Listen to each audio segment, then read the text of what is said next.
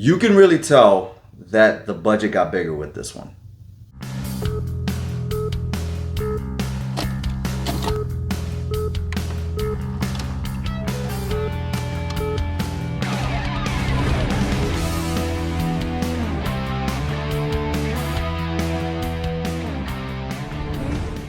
What's going on, people? My name is Alex Thorn, and I'm a rock and roller who in his downtime likes to watch movies while wearing a bandana. And right now I'm on a whole Scream train and I'm watching one movie after another.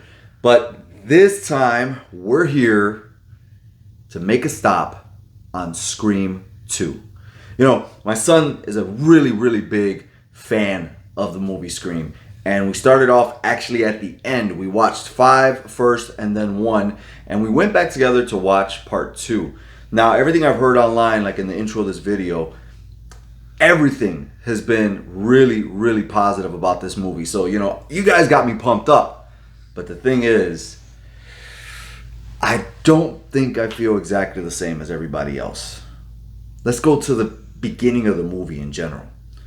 You know, when I said in my last video that Scream was really based off of, or took inspiration from, Wes Craven's New Nightmare, I was totally mistaken, because part 2 takes it even a step further while making a movie called Stab, while being in Scream 2. So Gale Weathers' book that she was writing in the first movie gets published and then becomes a movie, which is now called Stab, and like everybody has Ghostface and Scream fever in Woodsboro as well as around the world.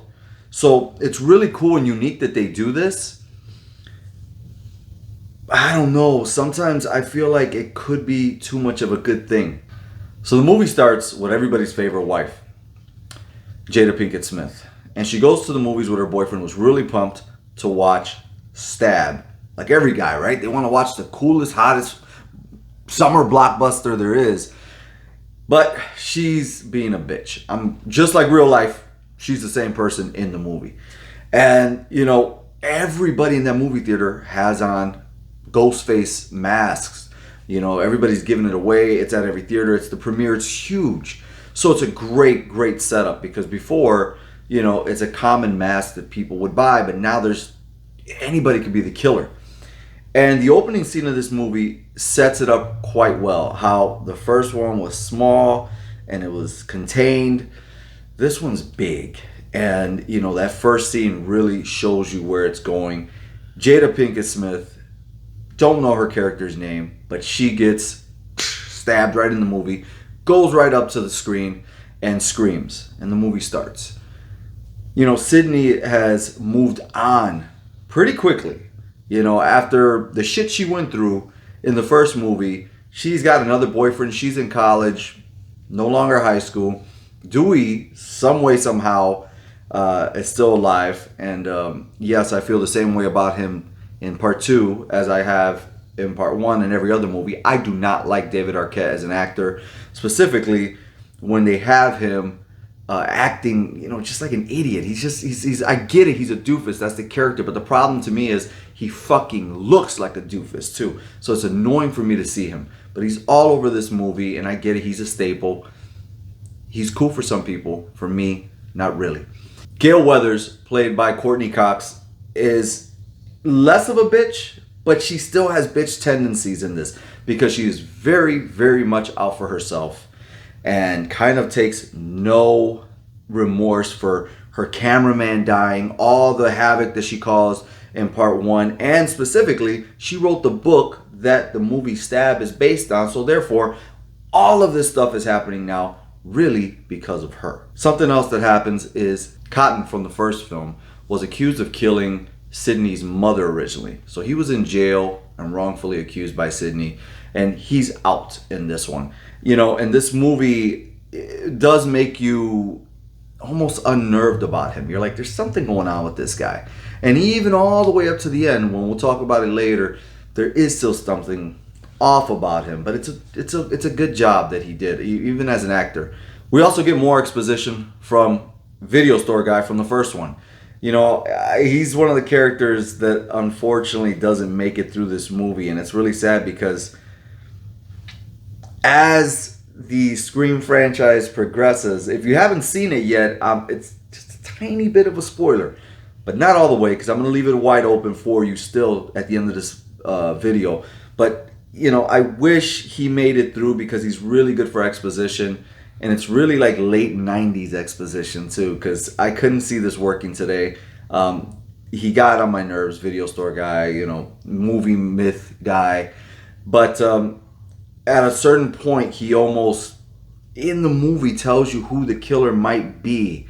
And that's what's kind of interesting about this one, is that, like, you're like, it's got to be the boyfriend. Because like I said earlier, Sydney moved on. It's got to be him, right? Him and somebody else, because there's always two. Well, it does follow that formula, but it's not who you think. And I'm not going to ruin it towards the end of this. I just will say that the twist that does come towards the end, it feels slightly far-fetched. And it's something I begin to notice as this series goes on, because like I said before, we are going to watch and review Scream 3 and Scream 4 and complete it all in one playlist here for you. But this movie really feels far-fetched, and as I said in the beginning, as far as people feeling this is their favorite one, I get it. The kills, there's more. It's not confined to just a house anymore, just a little neighborhood. It's a whole city-wide thing. And so many more characters and so much more money was pumped into this. But for me, I kind of like Scream being a little bit smaller. I don't know. I'm not saying I didn't like it. It's a good way to kill 2 hours, but so far, not my favorite Scream. But I don't know. It doesn't have the heart of part 1. It doesn't feel as iconic. And even though it's number 2, it almost feels like this could be number 4, 5, 6, or like in a series. Like once Jason, you know, got to part 6 or 7, that's what kind of part 2 feels to me. It's just a bunch of killing. But yeah, since I only spoiled one kill for you in there and I didn't tell you what the ending is, let's get to the ending of this video before you go on and watch Scream 3 review or go back and watch Scream 1. So on the bandana system, I gotta rate Scream 2 3 bandanas out of 5. I know, I might get some hate down in the comments, but that's what the comments are for, and that's what I'm doing this for, to have conversations with you guys. And if this is the last video you watch of mine before 2023, Merry Christmas and a Happy New Year. So you know what I gotta do? I gotta go watch Scream 3, and then I gotta rock out and watch Scream 4. All right, happy holidays to you guys.